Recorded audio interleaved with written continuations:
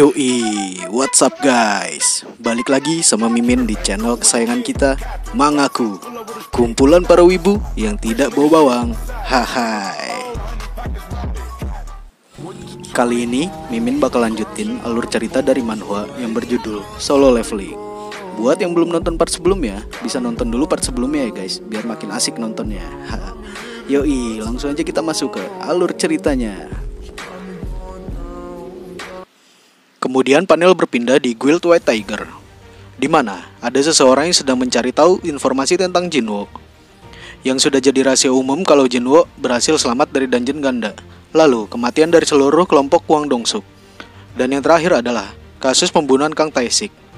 Dia pun mencari tahu tentang Yojin juga, di mana semua orang tahu bahwa keluarganya adalah keluarga kaya raya, yaitu arsitektural Yojin. Dan ternyata rumor yang direncanakan Yojin untuk membuat guild pun sudah tersebar, di mana mereka sedang merekrut para hunter untuk bekerja padanya. Maka disimpulkan bahwa Yojin tidak salah bila merekrut Jinwo, di mana Jinwo sendiri sudah berpengalaman dalam dungeon dan sering menyelesaikan dungeon ranking C akhir-akhir ini. Kemudian dia berasumsi bahwa Jinwo adalah orang yang menerima pembangkitan lagi. Lalu sang ketua pun berbicara pada bawahannya mengenai hal itu, bahwa Jinwo sudah dibangkitan lagi karena banyak kasus meninggalnya para hunter, tapi Jinwo yang selalu selamat. Di mana sang ketua yakin bahwa kasus pembunuhan Tae-sik lalu bukanlah ulah ketua Song, melainkan perbuatan Jinwo yang ditutupi ketua Song. Jadi nama ketua guild ini adalah Sangmin ya guys. Nah jadi dia cuma mencurigai Jinwo karena ketua Song dan Juhe tidak mungkin sanggup membunuh Tae-sik, pikirnya. Kemudian, Sangmin pun mengajak bawahannya untuk ikut dia mengintai Jinwo. Lalu, panel berpindah di dalam dungeon, di mana Jinwo yang sedang melawan monster, terlihat di sini monster itu ketakutan melawan Jinwo. Dan terlihat di sini Jinwo sedang menggunakan skill stealth milik Tae-sik, dengan sangat mudah membantai para monster di sana. Setelah Jinwo terus-terusan naik level, tiba-tiba muncullah sebuah notif di mana bahwa Jinwo sudah mencapai level yang diperlukan, di mana itu adalah misi pergantian job. Sesaat setelah itu, sampailah Sangmin dan bawahannya di depan pintu masuk dungeon yang sedang dimasuki oleh Jinwo. Namun, Sangmin dibuat kaget dengan keadaan di sana, yang seperti tempat pink-pink, di mana para member itu sedang asik menunggu di depan gerbang dungeon. Di mana hal itu membuat Sangmin semakin kagum dengan Jinwo. Sesaat setelah itu, muncullah MC kita dari gerbang tersebut. Sambil keluar, Jinwo menanyakan jadwal besok apakah dia ada dungeon atau tidak. Di mana Jinwo meminta mengkosongkan jadwal untuk besok pada Yojin. Lalu, sudah diputuskan bahwa besok mereka tidak melakukan raids dulu. Kemudian, Jinwo pun dipanggil oleh Sangmin, dan Sangmin pun langsung memperkenalkan dirinya pada Jinwo, yang dimana dia adalah seorang ketua dari departemen kedua manajemen Guild White Tiger. Mimin kira Sangmin ini ketua umumnya ya guys. Lalu, pergilah mereka ke sebuah tempat untuk berbicara, di mana Sangmin langsung meminta Jinwo untuk bergabung dengan White Tiger dan akan membayar Jinwo 2 kali lipat dari yang Yojin bayar. Dan apabila Jinwo bisa bekerja dengan baik, bayarannya pun akan naik. Sangmin yang sedang berpikir dalam hatinya sudah percaya diri bahwa Jinwo tidak akan menolak tawarannya. Lalu Jinwo menjawab dengan tegas, "Berapa harga dari bangunan Guild White Tiger sampai kamu berani membuat penawaran seperti itu?" Sangmin kaget dan tidak menyangka akan dapat jawaban seperti itu. Lalu Sangmin berkata, "Kita tidak menggunakan semua lantainya, tapi seharusnya sekitar 50 miliar won. Dan kamu mau menyerahkan itu gedung padaku?" ucap Jinwo. Sontak membuat Sangmin gak habis pikir, sampai dia berkata, "Apa? Aku tidak mengerti dengan apa yang kamu bicarakan." Kemudian Jinwo pun menjelaskan bahwa Yojin membayarnya seharga bangunan 30 miliar. Dan apabila Guild White Tiger ingin merekrutnya, berarti Sangmin harus memberikan gedung White Tiger pada Jinwo yang seharga 50 miliar. Sangmin benar-benar dibuat kaget karena Yojin sampai rela membayar Jinwo sebesar itu, di mana hal itu membuat Sangmin semakin penasaran dengan kemampuan Jinwo. Jinwo pun berpikir, apabila mereka menawarkannya dengan harga 2 kali lipat, dia pikir mereka tahu mengenai perjanjiannya dengan Yojin. Namun, sepertinya mereka tidak tahu. Lalu Sangmin pun tidak berani memberi keputusannya sekarang karena harganya yang terlalu tinggi dan dia harus melaporkannya dulu pada atasannya. Kemudian Jinwo pun berdiri dan hendak meninggalkan Sangmin. Namun sebelum pergi, Jinwo menanyakan perihal informasi tentang Jinwo yang diketahui oleh Sangmin. dan menuduh Sang Min telah menyelidiki latar belakang Jinwo. Namun, belum sempat Sang Min menjawab, Jinwo langsung mengaktifkan skill stealth dan menggoreskan luka pada pipi Sang Min, yang membuat Sang Min sangat kaget dan gemetaran. Lalu, Jinwo pun sudah berada di belakang Sang Min. Dengan ketakutannya, Sang Min menjelaskan bahwa Guild White Tiger tidak sengaja mendapatkan laporan tentang Jinwo, lalu mencoba menyelidiki Jinwo, yang dimana Jinwo sudah sangat berprestasi dalam misi penyerangan, dan banyak kasus pembunuhan di mana Jinwo yang selalu selamat dalam kasus itu. Lalu Jinwo bertanya berapa banyak yang mengetahui tentang Jinwo. Sang Min pun tidak bisa bohong dan berkata hanya dia dan satu bawahannya saja. Jinwo pun meneruskan perkataannya bahwa Jinwo tidak ingin ada yang tahu tentangnya selain Sang Min dan bawahannya. Sambil mengancam kalau rumor tentang Jinwo menyebar, Jinwo akan menuduh bahwa Sang Min pelakunya. Lalu Sang Min akan memberitahu bawahannya agar merahasiakan ini untuk keselamatannya. Jinwo pun berkata, mungkin karena ulahnya yang terlalu banyak melakukan raids di ranking C, sehingga membuat Guild White Tiger menyadarinya. Namun Jinwo tidak berniat berhenti dalam waktu dekat, meski Guild White Tiger mengawasinya. Lalu Sang Min berkata bahwa masalahnya adalah itu, di mana member baru White Tiger tidak bisa melakukan raids, dan tidak mungkin mereka memberikan dungeon ranking tinggi pada member baru mereka. Kemudian otak bisnis Jinwo keluar, di mana Jinwo mengajukan kesepakatan bahwa Jinwo akan menjual 3 dungeon ranking C pada White Tiger, dan dengan iming-iming sedikit mengancam apabila mereka tidak mengambilnya, maka mereka akan kesulitan mendapatkan dungeon dalam waktu dekat. Sambil memikirkan hal-hal lain, Sang Min langsung menerima tawaran Jinwo dan bertanya berapa harganya. Jinwo pun menjualnya dengan harga yang sangat tinggi, yaitu 300 juta untuk masing-masing dungeon. Sontak membuat Sang Min kaget dengan jawaban Jinwo, di mana kristal sihir dan mana yang diperoleh dalam dungeon ranking C hanya senilai 200 juta. Karena hal itu akan membuat mereka rugi, jadi Sang Min pun meminta turunkan harganya menjadi 200 juta. Dan Jinwo yang merasa sudah sangat untung pun langsung menyetujuinya tanpa pikir panjang. Dan mereka pun deal dengan harga masing-masing dungeon 200 juta, ditotalkan menjadi 600 juta. Kemudian Jinwo memberikan potion penyembuh ke Sang Min yang katanya adalah hadiah untuknya. Padahal Jinwo yang bikin Sang Min terluka ya guys, bisa-bisanya dia bilang itu hadiah. Dan benar saja, Sang Min malah terpukau oleh kemampuan Jinwo. Di sini Sang Min gak ada harga dirinya banget ya guys. Padahal di guildnya dia petinggi yang dihormatin White Tiger. Dengan senangnya Sang Min berkata, dengan apa yang telah kau tunjukkan padaku, aku menganggapnya bahwa kau telah mempercayaiku. Jinwo pun mengiyakan, tapi dengan syarat bahwa Sang Min harus merahasiakan informasi tentang Jinwo. Sesaat setelah itu, Jinwo pergi. Jichul pun menghampiri Sang Min karena kaget dengan cahaya yang ada di situ.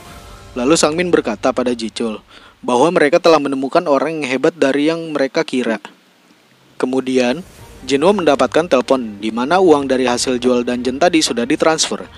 Lalu, tiba-tiba Sang Min dikagetkan karena Jichul melaporkan bahwa dungeon ranking C di areanya masih ada dan harganya semua di bawah 10 juta. Sang Min pun merasa sangat dirugikan akan hal itu, di mana tim Yojin belum sama sekali memesan dungeon hari ini.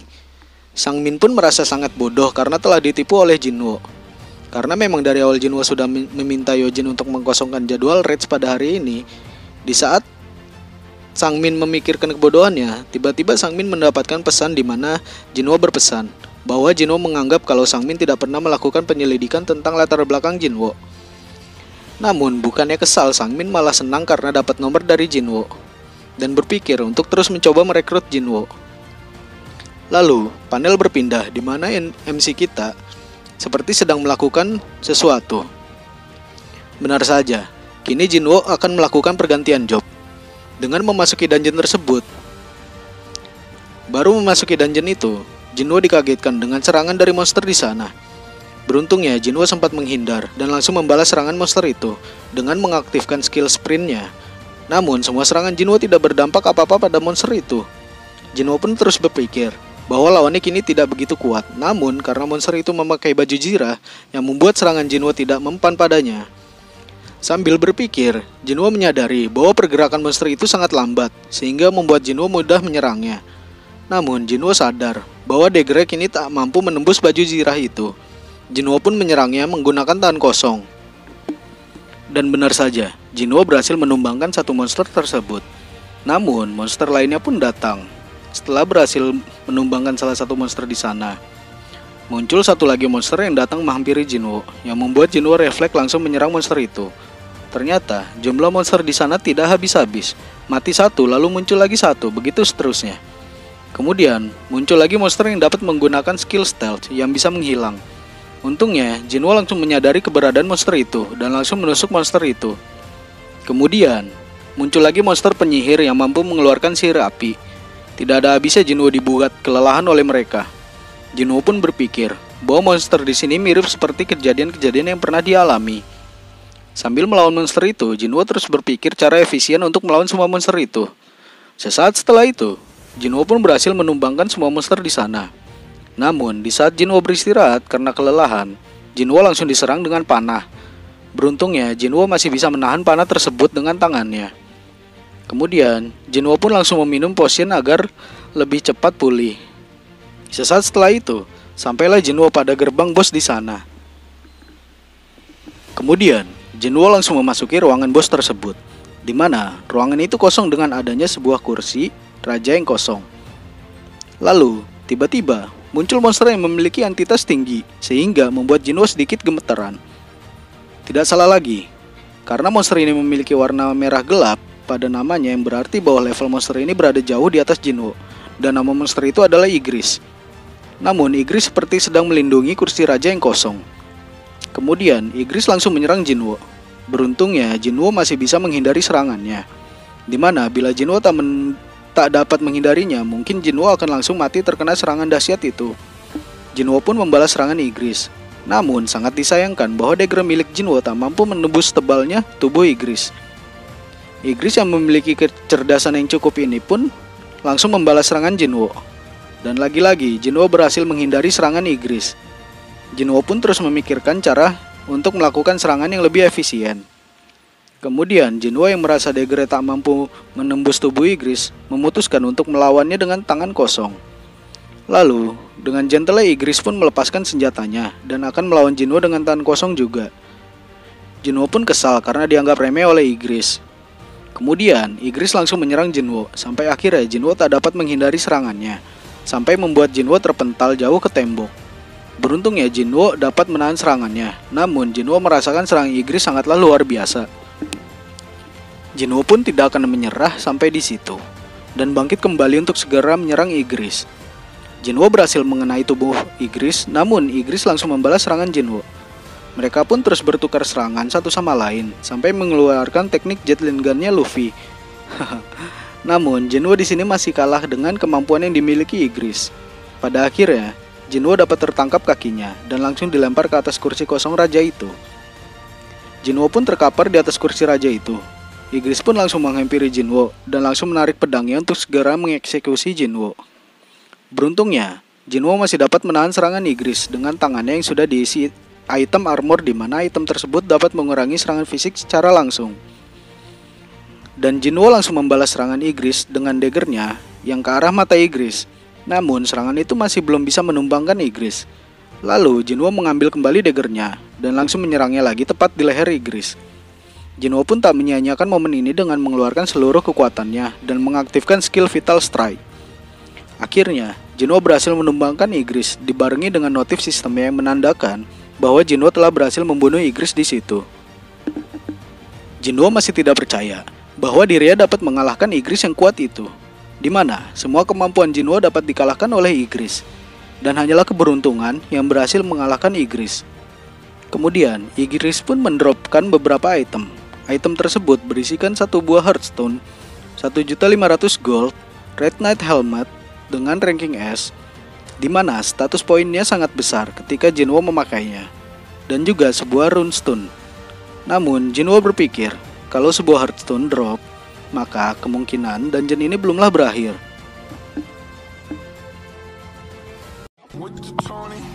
Oke guys, segitu dulu alur cerita dari Jinwo ya. Kita lanjut di part selanjutnya. Dan jangan lupa like, komen, dan subscribe-nya ya guys. Bye-bye.